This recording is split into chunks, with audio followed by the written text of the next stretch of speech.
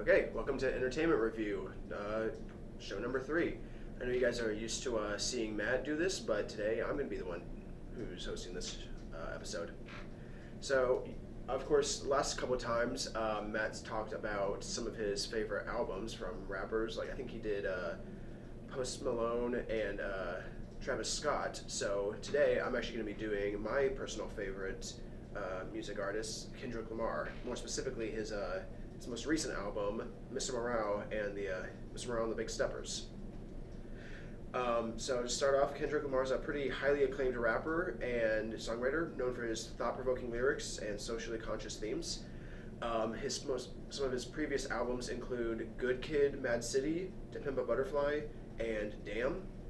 And all of them across the board have received a lot of high praise and acclaim, and he's won quite a few Grammys as well from all of his songs and his albums. To start off, Mr. Morale and the Big Steppers was released on May 13th of 2022, and it was his first album since his last album released, which was Damn, which was back in 2017. So pretty long period there. A lot of people weren't exactly sure when he was going to come out with another album. People were really hoping he would come out with another one soon.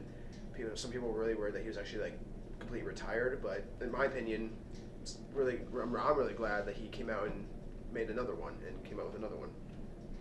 I personally really like this album. I thought that the focus on it was a lot more about his personal life and his personal experiences, whereas Damn and some of his older albums were more about the actual words and I guess the flow and the beat of the songs, trying to make more popular and mainstream songs. But Mr. Morale and the Big Steppers includes a lot of songs that you can tell he's not really trying to sound super mainstream and get people just to listen to it.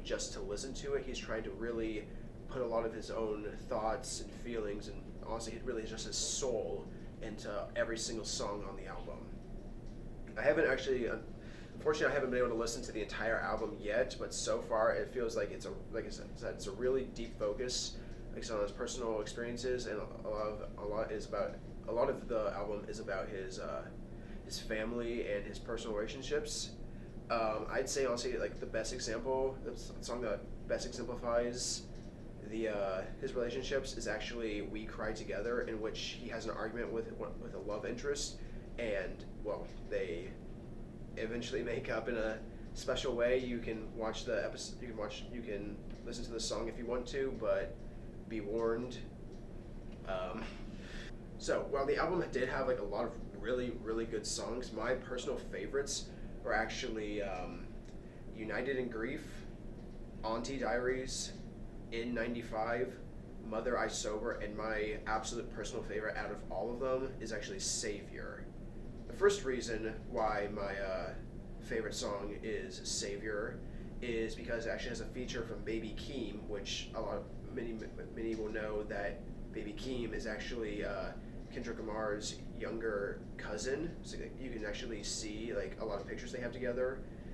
And so just to give a little backstory to their music career and relationship together, they've actually released 2 really famous songs in the past couple years.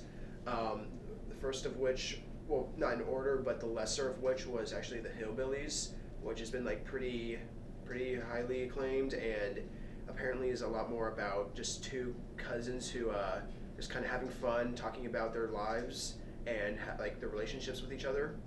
And the larger one that I'm sure a lot of people will know is actually Family Ties, which technically is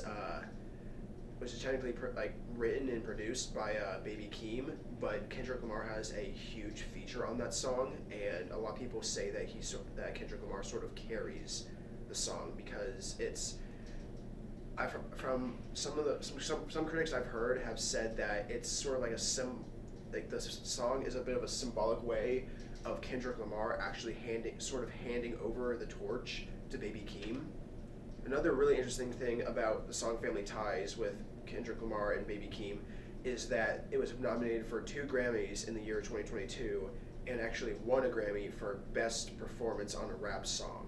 And the second reason why Savior is my favorite song out of the entire album is it's kind of Kendrick Lamar and Baby Keem's like talking about their like success in their careers. Kendrick Lamar is a much older, like well-known artist, whereas Baby Keem, he's kind of more come into the light a bit more recently and kind of a little piggybacking off of Kendrick Lamar's success, because people see that because they of course have Kendrick Lamar of course features on plenty of Baby Keem's songs, and Baby Keem features on some of Kendrick's, and but the song is a lot more about like there's the success in their lives and sort of asking people in their lives if they are happy for them. One of the lines that I think really shows the whole idea of asking the people around them if they're happy for them or if they're jealous is actually from Baby Keem, and it goes, well, I won't say the first word, it goes, "Are you happy for me? Really? Are you happy for me? Smile on my face, but are you happy for me? Yeah, I'm out the way. Are you happy?" And I mean, that whole sort of theme kind of shows up throughout the entire sort of thing. And then third reason why my favorite song is actually Savior is the song actually brings up a couple recent events that Kendrick Lamar is actually kind of famous for doing in some of his songs. And in Savior, he talks about some of two of the biggest events, at least at the time of the release, which of course was COVID-19 and the impact that it had on him, and the growing concerns about Russia and what Vladimir Putin was doing, and the political threats that were happening. Overall, I feel like the album is really good. It's a nice change from his previous album, Damn, which, like I said, kind of seemed to focus more on trying to be a bit more mainstream and trying to make songs where he knew people would just really like the song just because they could listen to it, rather than actually they could listen to the music, but they wouldn't exactly understand the words behind it. Whereas this album, it feels more like he's actually putting his thoughts and experiences into it more. So I'd say going forward, if Kendrick Lamar really wants to, what I'd really like to see Kendrick Lamar do is do the same thing that he's kind of already doing. Whereas, like I said, this album was more about his experiences and his life and his thoughts and feelings, and the last one was about more of having a catchy beat and being really like mainstream and getting people to just want to hear the song rather than listen to it. I'd say that next time he could go back to what he did with Damn and make some more songs where he knows people are just going to listen to it and not truly understand it. Maybe kind of do a sort of flip flop between the two every time he releases a brand new album. I don't know. I mean, I think it'd also be a really cool thing for him if he wants to just stick with what Mr. Morale and the Big Steppers is, and continue to talk about his life and talk about growing up and how difficult his childhood was, and how honestly bring awareness to the lives of people like him in the areas that he grew up in. Well, thanks for watching. This has been Entertainment Review. I'm Nate, and we'll see you next time.